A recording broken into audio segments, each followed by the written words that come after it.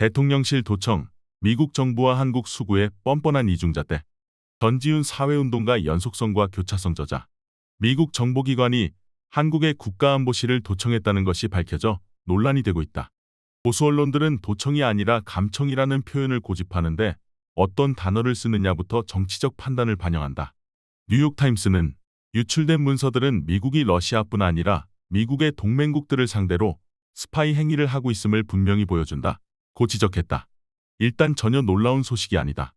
미국이 전 세계 주요 나라의 정부와 핵심 기관들을 도청하고 있다는 것은 이미 미국 정보요원이었던 에드워드 스노든이 10년 전에 내부 고발하며 폭로한 사실이기 때문이다. 미국이 최첨단 인공위성, 스텔스 정찰기, 드론 등을 통해 세계 곳곳에서 감시와 정찰 활동을 하고 있는 것은 공공연한 비밀이다. 물론 미국 정보기관이 우방국인 한국의 대통령실까지 도청했다는 점은 사람들에게 충격으로 다가오는 측면이 있다. 하지만 이것도 윤석열 대통령이 졸속으로 대통령실을 용산으로 이전하고 특히 미국의 첨단 도청 장치들이 넘쳐날 주한미군기지 바로 옆으로 이전한 것이 가져온 자업자득 성격이 있다. 이는 거의 대놓고 도청하라고 판을 깔아준 셈이라고 볼 수 있다. 하지만 이 사태에서 정말로 놀라운 점은 미국 정부와 한국의 조선일보 등 족벌 언론들이 보이는 뻔뻔스러운 이중성이라고 할 수 있다. 미국 정부는 바로 얼마 전까지 중국이 정찰 풍선을 보내서 다른 국가와 정부들을 도청하려 한다고 맹비난했다. 그래서 최첨단 전투기를 출격시켜 그 조잡한 풍선들을 격추하기도 했다. 하지만 미사일로 파괴된 잔해 속에서 그 정찰 풍선이 실제 무엇을 한 것인지는 아직도 정확하게 밝혀지지 않고 있다. 산산조각난 파편에서 증거를 찾기는 더 어려워졌기 때문이다. 심지어 40만 달러짜리 미사일로 격추한 풍선 중에 몇 개는 미국인들의 동호회가 취미와 오락용으로 하늘로 올린 몇백 달러짜리였다는 게 밝혀지기도 했다. 최근에도 미국 정부와 정치권은 SNS 플랫폼인 틱톡이 청소년에게 유해하고 데이터를 수집해 중국에 넘기는 것 같다면서 사용금지와 퇴출을 추진하고 있었다. 여기서도 미국 정부는 그러면 청소년에게 유해할 뿐 아니라 실제로 데이터를 수집해서 이용한 것이 이미 밝혀진 트위터와 페이스북은 왜 문제 삼지 않냐는 질문에 별다른 답을 하지 못해왔다. 한미동맹을 위한다며 이 문제를 덮고 미국을 감싸주기 바쁜 조선일보 등 한국 족벌 언론들의 이중잣대도 기막힌 수준이다. 많은 이들이 지난해 연말에 이들 언론사 지면을 도배했던 중국 비밀경찰서 소동을 기억할 것이다. 그때 이 언론들은 어떤 해외 반중단체의 주장만을 근거로 갑자기 시내 한 중식당을 산업스파이 행위와 군사정보 염탐을 하고 있는 비밀경찰서로 지목했다. 반년이 지난 지금까지도 그 주장은 사실로 입증되지 않았다. 비슷한 시기 북한 무인기에 대한 이들 언론의 보도 또한 호떡집의 분란식이었다. 당장 서울의 방공망이 뚫렸다며 군사적으로 대비하고 맞대응해야 한다고 흥분하면서 관련 보도를 쏟아냈다.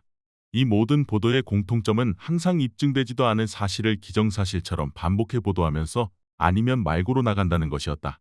이처럼 중국이나 북한 관련해서는 명확한 증거도 없이 국가 안보를 위협하는 첩보 행위가 의심된다며 호들갑을 떨던 이들이 미국의 도청과 염탐에 대해서는 전혀 다른 태도와 반응을 보이고 있다. 외면과 침묵, 축소를 하면서 흔들리지 않는 한미동맹만 강조한다. 조선일보 사설은 안보에 민감한 국가들 모두가 다른 나라를 감청한다. 하지 않는다면 무능이거나 바보일 뿐이다. 국가가 존재하는 한 이런 활동은 계속될 것이다. 라며 미국을 변호해줬다. 이 모든 것은 정찰 풍선, 중국의 비밀경찰서, 틱톡 퇴출, 북한 무인기 등에서 실제 첩보 행위가 있었는가 아닌가는 중요하지 않았다는 것을 보여준다.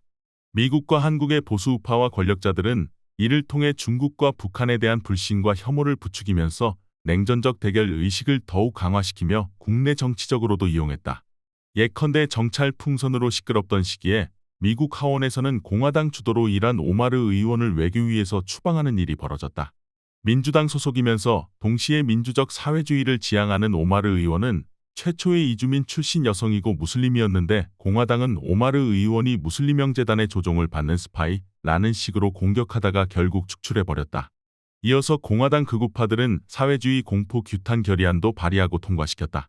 스탈린, 폴포트 등의 독재자를 언급하며 사회주의 사상은 전체주의적 지배와 독재를 초래한다고 규탄하는 이 결의안은 사실상 중국을 겨냥한 것이었다. 결국 이 모든 것은 미중 갈등과 반중국 혐오 정서가 어떻게 국내 정치에서도 극우 포퓰리스트들의 성장과 메카시즘의 부활을 낳고 있는지를 보여줬다. 미국 민주당의 주류 세력은 여기에 타협하고 굴복했다. 바이든 정부는 중국 정찰 풍선을 격추했고 사회주의 규탄 결의안은 민주당 의원들 상당수의 동참으로 통과될 수 있었다. 한국에서도 윤석열 정부와 국민의힘은 북한 무인기 사태를 이용해 안보에 대한 불안감을 한껏 부추기고 남북대결 공세를 펴면서 북한과 내통하는 내부 세력 운운하다가 결국 간첩단 조작과 공안 탄압을 위한 바람잡이에 이용했다. 문재인 5년 동안 간첩 천국이 됐고 이런 간첩들이 국가 안보에 치명적인 정보들을 북한에 넘기고 있다고 흥분했다. 이러한 공포와 혐오 선동은 최근 전주울 국회의원 재선거에서 당선된 진보당 강성희 의원에 대한 공격으로도 이어지고 있다.